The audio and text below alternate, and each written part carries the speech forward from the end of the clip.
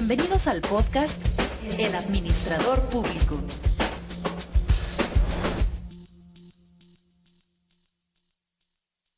Bienvenidas y bienvenidos al podcast El Administrador Público. En este podcast, Gabriel Estefan Rojas y yo, David Arellano Gold, académicos de un centro público de investigación en México, discutiremos diversos asuntos contemporáneos, nacionales o internacionales, sobre gobierno, administración y políticas públicas. Esto lo haremos a la luz de textos clásicos y contemporáneos, textos críticos en estas disciplinas. En otras palabras, cada emisión tendremos un problema público o una situación de gobierno que será visto de una manera simplificada, por supuesto, bajo la lupa de teorías, conceptos y herramientas que las disciplinas de la administración, políticas públicas y la teoría de la organización nos ofrecen a los ciudadanos para enfrentar los retos propios de una sociedad democrática. ¿Qué pasó, Gabriel? ¿Cómo estás? ¿Cómo te trata este mundo pandémico? Bien, pues ya acostumbrado después de 2 meses y medio, ya es, no sé, normal ya estar encerrado.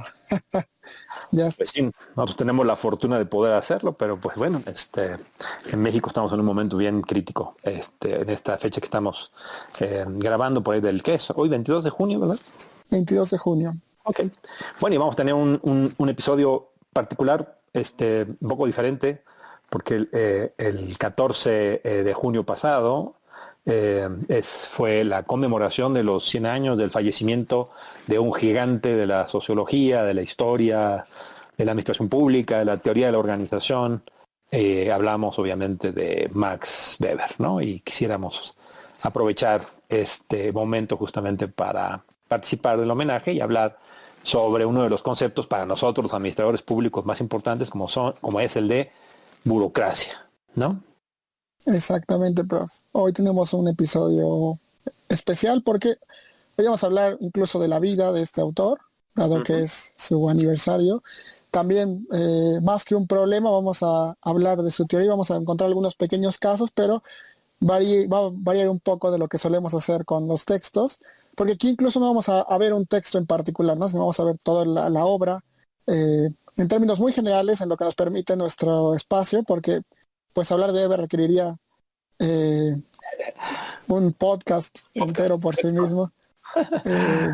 Entonces, bueno, esa es la idea. Vamos a contar un poco sobre la vida de Weber al principio, luego vamos a dar algunos puntos sobre la burocracia, sobre todo. Decidimos que era un tema muy importante debido a la forma tan golpeada en que está siendo tratada la burocracia en estos últimos tiempos en México y en muchos otros países. Entonces es un poco una defensa, ¿no?, de este concepto tan maltratado. O una explicación, porque de alguna manera platicaremos justamente de esta interesante contradicción de un concepto que hasta lo usamos como insulto a veces y que sin embargo vamos a tratar de explicar aquí rápidamente por qué, ¿no? De discutir, no sé de explicar, pero sí de discutir, ¿no? Bueno, pues entonces sí, en efecto, ¿no? La burocracia, Max Weber a 100 años de su muerte, pues nos parece, ¿no? Un buen pretexto para platicar de estos elementos. ¿Te parece que comenzamos? Sí, pues iniciamos con un poco una descripción de su vida. Max Weber nació el 21 de abril de 1864 en Erfurt, la actual Turingia, en Alemania. Bueno, en aquella época era parte del Reino de Prusia, un poco de historia, ya es el administrador público y el historiador también. Y bueno, Weber fue un hijo de un funcionario liberal y de una madre calvinista, un académico destacado, y bueno, participó en la política en un momento turbulento para Alemania y el mundo en general. Y bueno, después de la Primera Guerra Mundial, qué cosa, pues sí. Y vio nacer justamente de niño el imperio alemán, la unificación de este imperio alemán por primera vez. Sí. Y bueno, como adulto lo vio desaparecer tristemente al final de la Primera Guerra Mundial, en condiciones desastrosas. Sí, no, imagínate nada más lo que vio porque además, pues como vamos a hablar un poco después, murió bastante joven, pero le tocó un momento turbulento de su país, ¿no? Sí, pues justamente vemos que ese periodo histórico fue altamente turbulento en Europa, pero sobre todo en Alemania, que vivió este proceso de unificación, este intento de expansión y este crecimiento, porque también tuvo un auge brutal Alemania en los primeros 20 años del surgimiento de este imperio. Y bueno, si quieres pasamos a hablar un poco de de Weber ya como un profesionista que tenía un gran prestigio, y eso lo llevó a trabajar como un consejero, que tuvo la nada grata misión de negociar la rendición del Tratado de Versalles. Qué duro de haber sido eso. Sí, y bueno, en temas como también igualmente fuertes, pero al mismo tiempo interesantes, también fue participante en la creación de la Constitución de la República de Weimar, ¿no? Entonces, bueno, ya para finalizar todo este breve resumen biográfico, pues sufrió problemas de salud durante buena parte de su vida, murió muy joven, como mencionas tú, y bueno, murió justamente en 1920 como parte de una pandemia, curiosamente, ¿no? En este caso la de la influenza española, si no mal recuerdo, que pues mató a millones de personas hace 100 años, como ahora tenemos esta del coronavirus. Todos los 20 hay un problema con pandemias globales. 14 de junio de 1920, exactamente, 55 años, ¿no? Fallece, 56 años, bueno, iba a cumplirlos. En realidad es impresionante además cuando uno sabe que tuvo mucho tiempo enfermo, ¿no? Antes de fallecer, y que por eso tuvo que detener varias veces su obra, ¿no? Este libro fenomenal que en México, gracias al Fondo de Cultura, ¿no? Conocemos, y en América Latina en general conocemos como Economía y Sociedad, pues es un texto que en realidad es una recopilación de muchos trabajos que su esposa Marianne hizo de esta obra, y que ahora incluso el Fondo de Cultura acaba de publicar una nueva versión donde reacomoda cosas y en fin, se sigue discutiendo, los expertos y expertas siguen discutiendo las traducciones de los conceptos, en fin, ¿no? Un gigante, pues sí, académico y político en toda la extensión de la palabra, ¿no? Bueno, pues nosotros, como bueno, ustedes ya bien advierten, pues hablar de un monstruo en tan poco tiempo, pues imposible, ¿no? Pero nosotros vamos a utilizar básicamente un pretexto, ¿no? Y como este es un podcast del administrador público, utilizamos el pretexto del concepto de burocracia, que evidentemente que el concepto, la teoría, como se le llama incluso a veces, la teoría de la burocracia de Max Weber, así de pomposa la cosa, pues es crítica y es fundamental. No es el único, ¿no? Pero gigantes también como Marx, como Durkheim, ¿no? También elaboraron concepto de la burocracia. Y quien no recuerda, pues a Kafka y su fenomenal obra para describirnos de una manera muy impresionante la vida real de lo que podemos vivir en la pesadilla burocrática, ¿no, profe? Exactamente, esta es una anécdota que quizá ahora no viene mucho a... Bueno, yo creo que sí tiene mucho que ver, pero algunos dirán como, bueno, quizá estás hablando de Weber, pero yo recuerdo que en tu curso de teoría de organización, la primera lectura la primera lectura ya bien del curso es justamente Economía y Sociedad, y es unas 160 páginas, que es una cosa brutal. Y luego, curiosamente, al menos en mi caso, en 2017, cuando tuve la oportunidad de estar en el curso contigo, veíamos una lectura sobre una visión más kafkiana de la burocracia, y era una cosa fascinante tremendamente estas dos contradicciones, estas dos visiones que se contradecían y que chocaban. Creo que es un gran punto y creo que eso nos lleva al tema de hoy, que es la burocracia, como esta categoría que tú mencionas en algún punto peyorativa o negativa que ahora tiene. Pues sí. En mi defensa hago el paréntesis, en ese curso les advierto, ¿no? A los alumnos que no crean que se los lanzo así nada más, ¿no? Para que los que están escuchando digan, hijo, les digo que tienen que hacerlo con tiempo, que se sienten con un vinito tinto en una buena tarde para leer esas cientos y tantas páginas de Economía y Sociedad. Pero bueno, ya aquí Gabriel me está ventilando, gacho. Bueno, pues sí, burocracia lo usamos como peyorativo, ¿no, profe? Ineficiente, desprecio por las personas, ¿no? Te cierran la ventanilla en las manos, y además incluso en muchos países, pues es sinónimo de corrupción, ¿no? De corrupto. Es bien simpático, ¿no? Porque en sociología y en teoría de la organización, burocracia es un concepto fundamental, sustantivo, y por otro lado en la vida diaria lo usamos como peyorativo y como insulto, ¿no? Creo que parte de este punto es lo que quisiéramos el día de hoy explicar, ¿no? ¿Cómo puede ser estas dos cosas? Un concepto crítico de los sociólogos, de los organizacionólogos, de los politólogos, y al mismo tiempo un concepto que socialmente pasa por insulto, ¿no? El simpático. O sea, yo creo que hay pocas categorías donde nos pueda pasar esto, ¿no? En este caso yo creo que obedece, y tú lo mencionas desde el principio, es al tipo ideal. Eh, en sociología, en administración pública, la burocracia como concepto es un concepto de tipo ideal, es una aspiración, Claro. eh, que es, no nos vamos a tener mucho en este punto, pero es justamente esta idea que plantea Weber justamente de la burocracia como una forma de ordenación y de dominación ideal, que ya luego vemos que a la hora de plasmarse en la realidad, pues enfrenta muchos problemas y no alcanza a llegar, porque es evidente, eh, a ese grado o a esas condiciones justamente que señalan en la sociología, por ejemplo, como lo hace Weber. Así es, un concepto que no nos podemos detener, pero que en una cápsula próxima trataremos de discutir. Nosotros nos vamos a ir por el otro lado, no por el tipo ideal, pero es un concepto que vale la pena tratar por todas las confusiones y los problemas que ha llevado en su historia como artilugio metodológico, ¿no? Exactamente. Y bueno, regresando al concepto de burocracia, eh, ese concepto que se usa como un insulto, es aquí una pregunta que surge es, ¿la burocracia es creada o es un fenómeno histórico? A alguien se le ocurrió, ¿no? Vamos a inventar la burocracia. O en realidad lo que estamos diciendo es, bueno, en realidad es un fenómeno histórico y social, ¿no? Una ola histórica que modificó el mundo en diversos momentos de la historia, particularmente, ¿no? al siglo XVIII y XIX en adelante.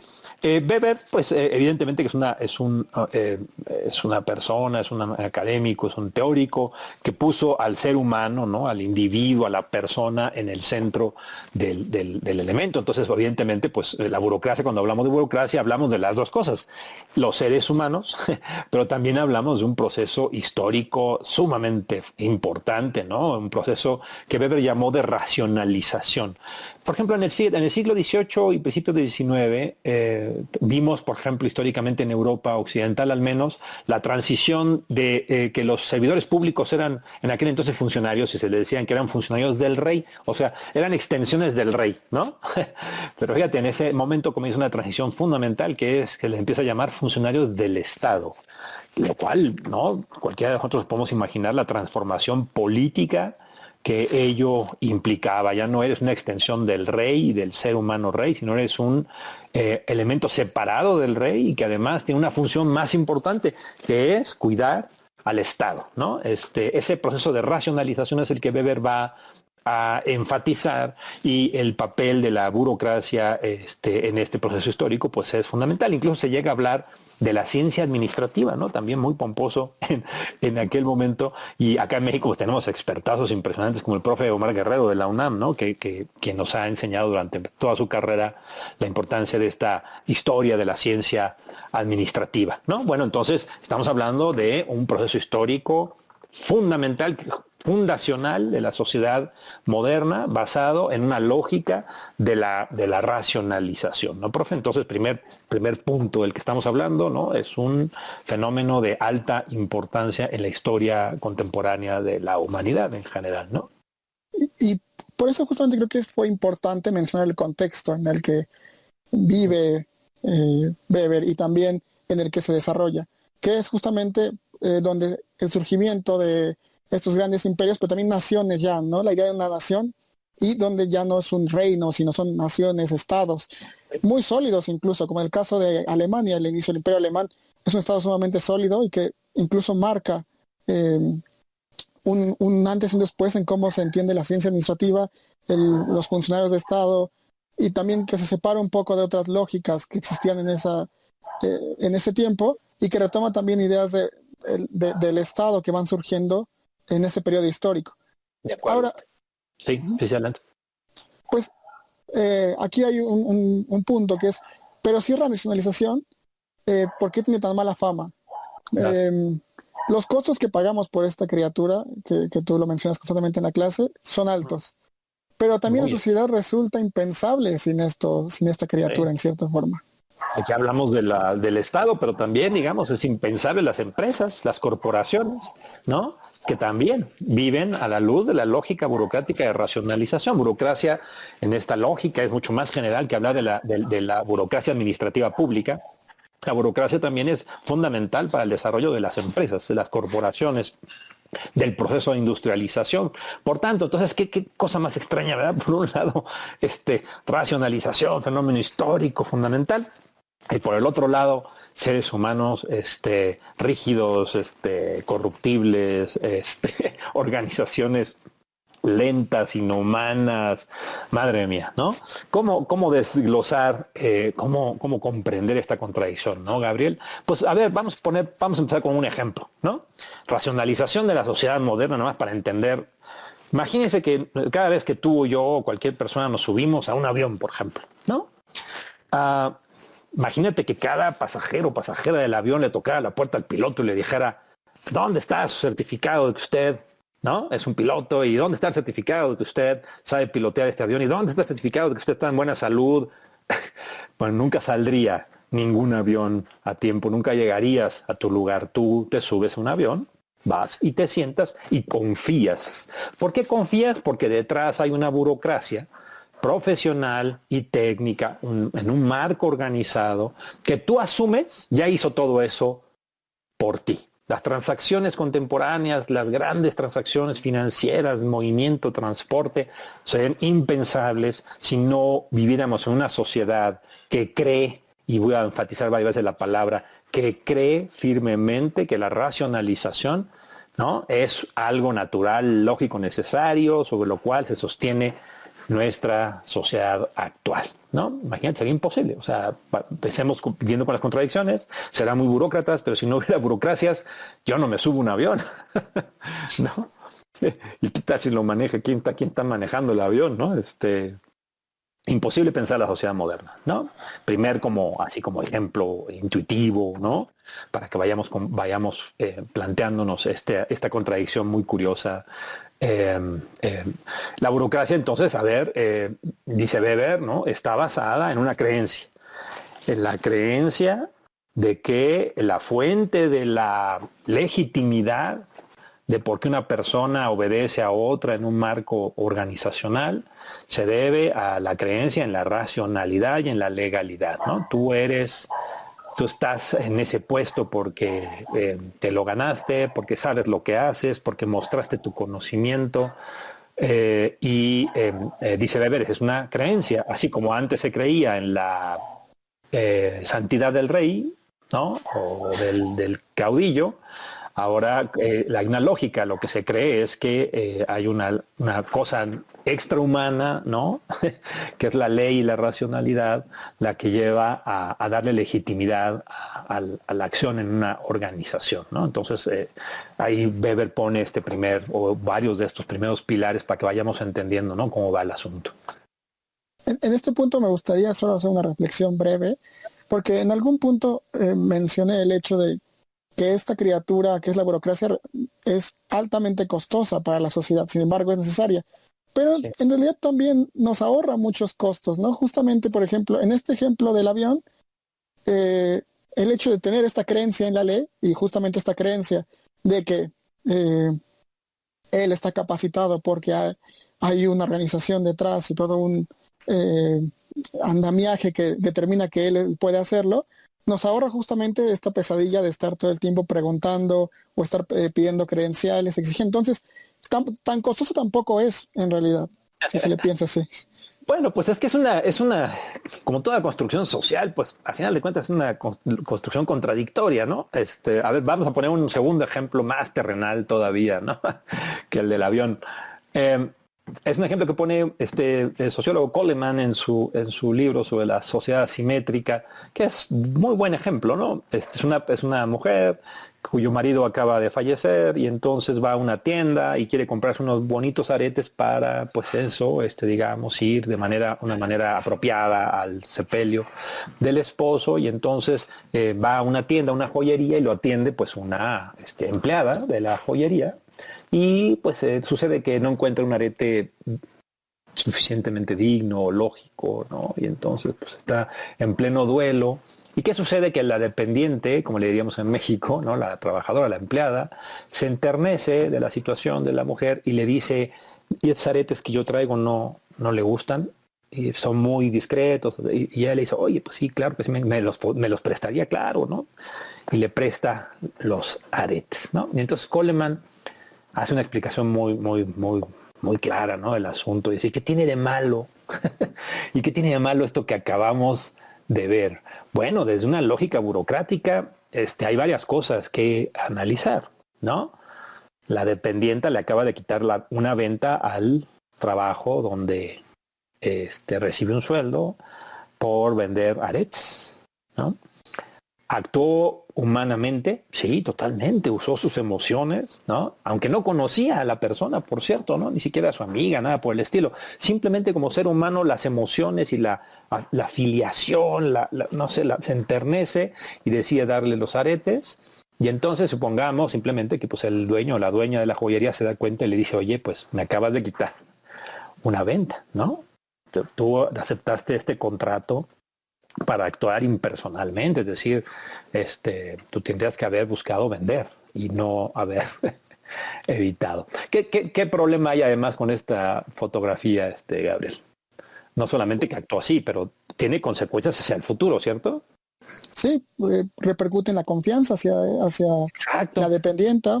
Sí. No sabes cómo va a actuar en un futuro. Si pudo haber, en este caso, y luego vamos a ver un ejemplo posterior, y lo comentábamos mientras diseñábamos el guión de sesiones. En este caso son dos desconocidos, pero sí, uno podría pensar, si la dependiente hizo esto por una desconocida, ¿qué podría hacer? Por alguien que conoce, por una amiga, por un familiar, que es un ejemplo que vamos a ver después. Esta cuestión de que se llama dominación impersonal, ¿no? Podríamos llamarlo de esta manera, que una persona es un ser burocrático a la hora de entrar a una organización donde un puesto no le pertenece, donde actúa por expediente o bajo una norma, es una profesión. Ahí es donde entra esta contradicción, donde, bueno, es una profesión porque es una dependiente, pero también es una persona que tiene sentimientos, que actúa basada en otras cuestiones no solamente racionales. Claro. Tú confías en el burócrata porque es un cuerpo administrativo que trabaja por salario, no le pertenece el puesto, actúa por expediente, se espera que su carrera sea una profesión y en otras palabras actúa porque tiene la capacidad de ser y actuar de forma impersonal. Dejemos clara una cosa, digamos, estricto sentido de la palabra, nadie puede actuar de manera impersonal pura, ¿no? Somos seres humanos, somos personas, la propia lógica lo dice, tiene sentimientos, tenemos emociones, cometemos errores, tenemos una historia, nacimos en un lugar, tenemos familiares, pero la fórmula histórica espectacular de la burocracia, ese fenómeno tan extraño que estamos hablando y que Weber describió y analizó también, es la fórmula mágica, es la creencia en que gracias a ese proceso impersonal de participación en la lógica de una organización, entonces se puede generar confianza, porque regresando al caso del arete, ¿no? A lo mejor, bueno, no hizo mucho daño, ¿no? Simplemente evitó una venta y dobló un poco las reglas, vamos a decir, ¿no? Dobló un poquitín la regla de la organización y no por ninguna razón, ni siquiera de corrupción o de mala intención, no hubo ninguna ganancia personal, o de manera muy humana le presta sus aretes a la persona. Pero aquí el dilema es eso ahorita. Y si ya rompiste la regla ahorita, que evita, que rompas la regla en el futuro, porque rompiste la base de la confianza, que se supone que ibas a actuar, te ibas a disciplinar para actuar impersonalmente. Al haber actuado personalmente habrá sido muy ser humano, pero estás rompiendo la confianza hacia el futuro, no más en el presente, sino hacia el futuro, ¿no? Y esa es un poco la magia de la explicación de esta criatura contradictoria, donde empezamos a ver por qué es una criatura contradictoria, ¿no? Porque entonces, digamos, la clave está en la confianza, está basada en la impersonalidad y la racionalización, pero la impersonalidad y la racionalización implica que tú solamente hagas lo que dice el expediente, solamente trabajas para la organización mientras estás en la organización y porque te pagan un salario, ¿no? Y entonces ahí comienza esta otra parte de la pues sí, de la contradicción de la burocracia, ¿no? Que esta contradicción justamente se refleja en esa ilusión de que el trato va a ser similar, porque Sí. justamente puedes dejar de lado todos esos elementos que mencionaste sobre la historia, el origen, la familia, y que puedes tú, al entrar a una organización, tratar de la misma manera a cualquiera que se ponga enfrente de ti, porque tú estás siendo una persona que tiene que regirse bajo el expediente o bajo normas específicas, pero vemos que es una ilusión que rápidamente se cae, y es algunas de las cuestiones que más se señalan cuando se critica a la burocracia a la burocracia de carne y hueso, que no está, no tiene esa ilusión, no se transmite fielmente. Seres humanos, entonces, que seguimos siendo seres humanos, pero que estamos atados a una creencia social muy fuerte que el proceso de racionalización es un proceso de impersonalización y que el proceso de impersonalización es lo que genera en el tiempo la confianza.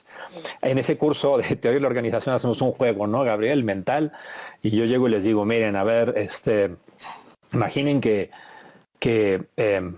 un día yo les digo, miren, voy a traer creo que lo personalizo y ya luego lo despersonalicé para no meternos líos, pero bueno, a ver, ustedes imaginen que una profesora, ¿no? O profesor llega y les dice, miren, yo pues en realidad ¿no?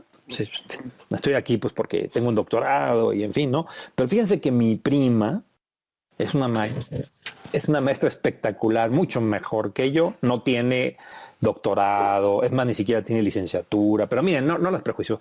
Déjenme traer a la prima y les va a dar clase un día y ustedes me dicen, ¿no? Entonces llega la prima, les da clase y el juego mental es todos los estudiantes dicen, qué maravillosa profesora, que voy a tener una profesora más espectacular que ella, ¿no? Y entonces le dice, sí, pero pues fíjense que no tiene doctorado, ¿no? Yo no le pude decir nada pues aquí a la directora de la organización, porque pues imagínate, ¿no? Pero miren, les propongo una cosa, pues que les dé la clase ella, ¿no? Es mucho mejor profesora que yo. Esta es la pregunta que les hago a los estudiantes es, ¿ustedes cómo se sentirían? Y algunos dicen, yo me sentiría mal, me sentiría incómodo, incómoda, ¿no? Pues sí, y la pregunta es, ¿y por qué? Pues si es una profesora espectacular, si te enseña mucho mejor que todos los profesores que has tenido en tu vida, ¿por qué no dejas que siga siendo tu profesora? Simplemente porque rompió una regla burocrática, ¿no? Y ahí un poco ese juego, ¿no, Gabriel? ¿Tú cómo lo viviste? Ya no me acuerdo, pero... Pues yo estaba en la parte más rígida, donde era como, puede ser puede ser una gran profesora, pero justamente es una organización, ¿no? Que tiene reglas formales donde, pues, violarlas repercute en que pueda violarse de otras maneras mucho más graves después, porque aquí es una cuestión pues positiva, lo que tú mencionas es una doblar la regla, pero sin intención negativa y de hecho para mejorar, que eso ocurre también, pero puede haber, si ya hay un doblamiento de reglas así, que no impide que en un futuro alguien que no tenga ningún doctorado y aparte sea mal profesor pueda entrar y dar una clase. Exacto, sí, creo que lo acabas de explicar muy bien, ¿no? Cómo entonces, por un lado, las reglas pueden ser reglas rígidas y hasta ineficaces, ¿no? Porque curiosamente las reglas no permitieron que una persona tan espectacular fuera profesor o profesora en la institución.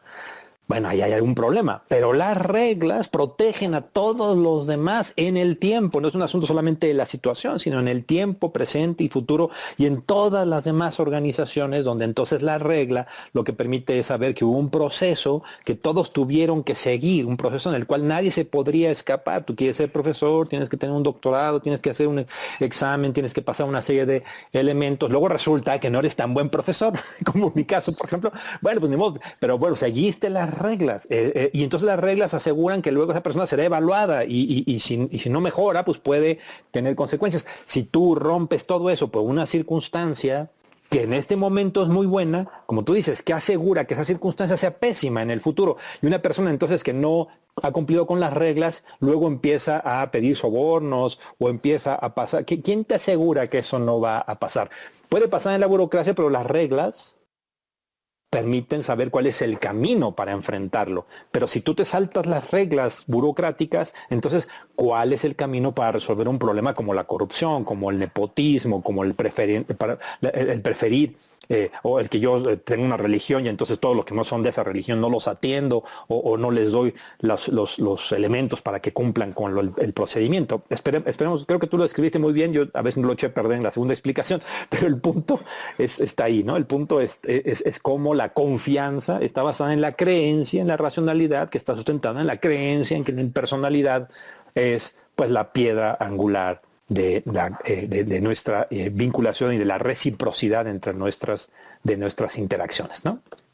Sí, y en este caso podemos decir como la burocracia es un problema enorme, ¿no? Puede ser un problema enorme en el sentido de puede evitar que personas con grandes capacidades pero que no tienen ciertas, en este caso certificaciones, puedan dar clase, pero también esa rigidez es la que permite soñar con ese gobierno, permite soñar con reglas, permite soñar con esa despersonalizar la atención y que puedas atender por igual a alguien que es rico, que es pobre, que es de cualquier etnia, que es de cualquier condición, etcétera.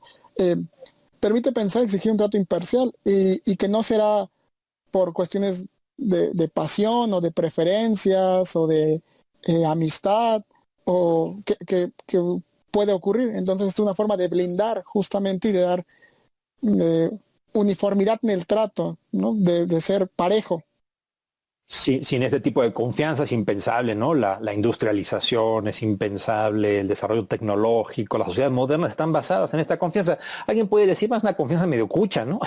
Es una confianza artificiosa, basada en la idea y en la creencia de que podemos llegar a ser impersonales, pues si somos seres humanos mortales y emocionales y limitados.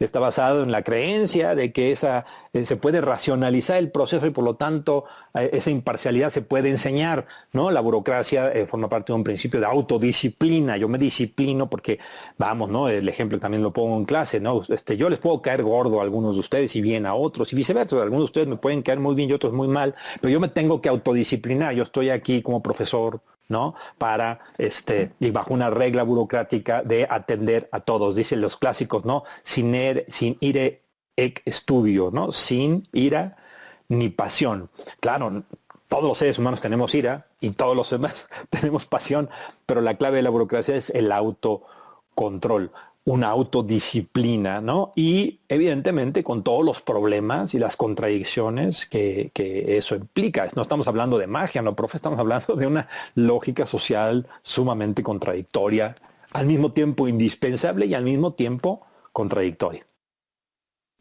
Justamente, y de hecho Weber siempre tiene claro esto, siempre tiene claro que los seres humanos tenemos esta faceta de pasión, somos contextuales, emocionales, sentimos, vivimos, pero es por esa razón que tenemos justamente que generar esta confianza un tanto que tú dijiste artificiosa y construida, porque tenemos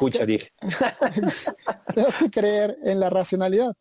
Tenemos que creer en la impersonalidad de la dominación, justamente porque eso nos da ese punto que tú mencionabas de autodisciplina, de que así como no te voy a tratar a ti de una manera donde puede ser con ira o pasión, yo sé que en algún punto nadie me va a tratar a mí con esa ira y pasión y va a ser un trato justamente, bueno, justo o en cierta forma al menos libre, bueno, no sé si libre es la palabra adecuada, pero no, va a estar allanado, ¿no? Y va a estar basado en la racionalidad o en cuestiones más objetivas quizá. Es una creencia tan fuerte que pues la tenemos en las sociedades modernas, la tenemos totalmente internalizada, ¿no? Ustedes como uno cuando es estudiante lo vive todo el tiempo, ¿no? Usted es el que tiene que ponerse a estudiar, señor, ¿no? O señora, órale, usted es el que tiene que levantarse temprano y tiene que tomar el autobús. Bueno, en aquellos bellos tiempos que no tomaba el autobús se iba a una clase presencial, ¿no? ¿Y por qué hiciste todo eso? Cuando te haces la pregunta, ¿yo por qué estoy haciendo todo esto? Porque hay una sociedad que te dice, el que se levanta temprano, el que trabaja, el que hace el esfuerzo, el que estudia, pues ¿no? Tendrá mayores probabilidades de éxito, porque es una persona más racional, es una persona que ha sido capaz de, en vez de irse a Acapulco, ¿verdad? A echarse unas chelas, ¿verdad? Lo que está haciendo es hacer una maestría, un doctorado, está estudiando, se levanta a trabajar. Resulta entonces que en realidad la burocracia está en todos nosotros, en la sociedad moderna, ¿no? Todos somos en este sentido burócratas. Sí, todos somos burócratas porque todos nos disciplinamos, todos tenemos esos ejercicios constantes en la mañana a las 7, cuando tenemos que levantarnos al trabajo, como debería ir al trabajo o poder quedarme aquí jugando videojuegos. Y el burócrata interno nos dice como tienes que ir porque eres parte de una sociedad donde tienes que ser racional y productivo, donde hay toda una serie de elementos que debes de cumplir y en los cuales, aunque no quieras, a veces tienes que hacerlo. Todos somos burócratas. Suena muy raro, pero bueno. Sí, es para Bueno, un hashtag. ay, no, imagínate, ok. Oye, y además, pues decíamos, es una criatura fundamental y al mismo tiempo contradictoria. Weber lo tenía y siempre lo tuvo claro, ¿no? Weber hablaba de esta famosa pesadilla, ¿no? De la burocracia, ¿no? Los pequeños hombrecitos en sus pequeños puestecitos, con sus pequeñas miras, porque a final de cuentas, digamos, esta creencia que es fundamental, puede llevar a un extremo, ¿no? A este extremo, decía Weber, de que la racionalidad instrumental se considerara humana y socialmente como la única o como la fundamental de todos los seres humanos. ¿Y dónde están las otras racionalidades críticas, ¿no? La cuestión sustantiva que nos hace seres humanos, subjetiva e intersubjetiva, ¿no? Hay mucho debate al respecto de si Weber habló de la jaula de hierro, ¿no? De la racionalidad burocrática. Pero bueno, pues yo voy a seguir, nos seguimos con esa porque pues, la discusión de los expertos y expertos está muy fuerte. Pero bueno, esta idea de la jaula de hierro, que es una metáfora muy exitosa, digamos, donde pues eso, ¿no? Es una jaula que nos permite tener confianza, tener una sociedad, sustentarnos bajo la creencia del progreso, del éxito, del trabajo, de la disciplina. Y por el otro lado, es una jaula, ¿no? Porque es una jaula que llevada al extremo nos lleva a las pesadillas de pensar que todo es calculable, ¿no? Que la racionalidad única que existe es la instrumental, ¿no? Que las emociones, que la intersubjetividad, las relaciones entre personas con subjetividad, pues acaban siendo no solamente problemáticas, sino incluso negativas, ¿no? Como ya vimos en el ejemplo del arete, ¿no? Esto resulta que por haber sido un buen ser humano, te metiste en un lío bajo la estricta medición de la racionalidad instrumental, ¿no? Entonces la pesadilla weberiana pues nos persigue y sigue existiendo hoy, ¿no? Pues sí, la sociedad en esta jaula llevada al extremo es una sociedad sin alma, apática, justamente sin esa parte pasional y sin esos elementos que son parte de nosotros que mencionamos desde antes, ¿no? La familia, la historia, lo contextual, lo que nos hace humanos en realidad sería quitarle un poco de la humanidad a la sociedad. Antes de terminar, si quieres, pasamos rápidamente a la cápsula. A un punto nada más me falta. Pues antes de la cápsula. El punto sería simplemente vincularlo con el asunto de cuando hablamos de burocracia, ya dijimos, hablamos de la burocracia de organizaciones públicas y privadas, gubernamentales y no gubernamentales, de esta creencia social que incluso está dentro de nosotros como seres humanos de la modernidad, pero además cuando hablamos de burocracias gubernamentales se añade una vuelta de tuerca muy importante, que es cuál es la relación entre la política y la administración, entre la política y la burocracia, ¿no? Y los terribles pesadillas, ahora más bien marxistas en realidad, de las burocracias capturadas, ¿no? De las burocracias que se convierten en una fuente de poder, pero sobre todo, ¿no? De las burocracias clientelares que en muchos países como en México vivimos, ¿no? Burocracias administrativo-públicas que en realidad están a expensas de la discrecionalidad de los políticos y no al servicio, al menos en términos lógicos o ideales, de la sociedad a la que se deben, ¿no? Es un buen punto para finalizar, porque justamente en un guión que próximamente va a ser un video, tú reflejas claramente esta situación en México, cómo la historia de la burocracia en México, desde que México es independiente, ha ido transitando por una lógica de burocracias clientelares, burocracias constantemente capturadas y que más que obedecer o que perseguir valores públicos e intereses de la población en general, buscan más bien del partido en el poder, ¿no? Entonces creo que en un futuro van a poder ver estos videos. También ya está, de hecho, en el blog de la división, ahí pueden leer el guión, que está muy padre porque es una obra de teatro. Sí, claro. Y ahí pueden consultarlo. Sí. Y es una muy buena forma, una buena imagen de esto que mencionas en México, que de hecho esto podríamos encontrarlo en muchísimos países más, sobre todo en Latinoamérica y en algunos otros alrededor del mundo. Pero sí es una de las preocupaciones con estas burocracias, cuando son burocracias públicas ahora, ¿no? La relación, y que alimenta gran parte del justamente el inicio de la administración pública con todo este debate de cómo debe separarse y si se separa, ¿no? La administración, la parte administrativa, la ciencia administrativa que mencionaba Weber, de la parte política.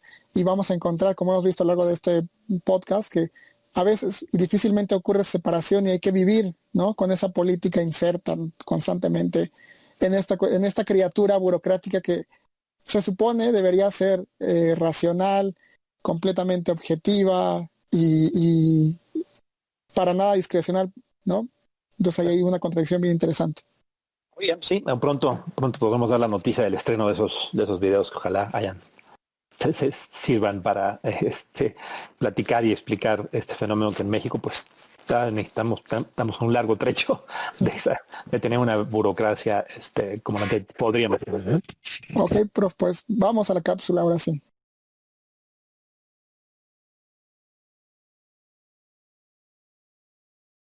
El tipo ideal. Bueno, esta categoría weberiana tan complicada, ¿no? Tan difícil, pero tan importante.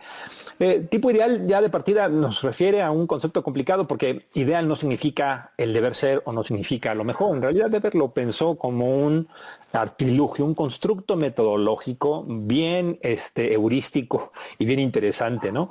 Tú estudias un fenómeno histórico complejo, lo abstraes a su máxima racionalidad y entonces creas un tipo ideal. ¿Para qué te sirve el tipo ideal? Sirve para que luego como modelo pues lo analices la realidad misma con ese modelo. Y ustedes dirán, bueno, entonces la clave es evidentemente que el tipo ideal nunca va a alcanzar a checar exactamente con la realidad. Exactamente, ese es el punto. La idea de Weber es todo lo que no cheque es muy interesante de analizar porque es lo que se sale de la racionalidad. Este es un concepto importante porque algunas veces se pensaba y se decía, bueno, entonces la burocracia weberiana no es cierta porque no existe ninguna burocracia así en la realidad.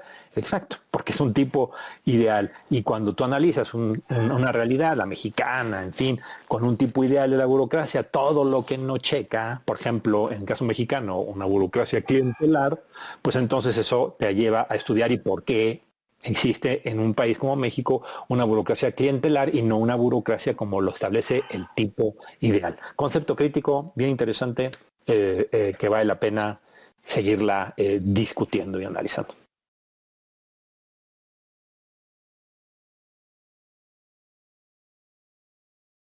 Bueno, pues esto fue todo por esta ocasión. Este fue nuestro episodio especial en homenaje, tributo a Weber, uno de los grandes de nuestra disciplina. Esperemos que lo hayan disfrutado y bueno, seguramente vamos a abordar a Weber en algún otro punto con un texto mucho más específico porque hay todavía mucho que aportar de él. Apenas vimos en este episodio la burocracia y un pequeño pedacito de qué es los tipos ideales, pero todavía hay un montón que puede servirnos y que es muy interesante porque a pesar de que Weber es uno de los grandes de esta disciplina de la sociología, todavía muchas de sus ideas no son muy conocidas. Creo que nos quedamos con un Weber en particular cuando Weber es demasiado extenso y demasiado grande como para no verlo, y es lo que comúnmente ocurre. Pues agradecer al profesor David que nos guió en esta sesión y bueno, muchas gracias, prof. Al contrario, cuídense mucho, nos estaba viendo Gabriel, gracias. Bye.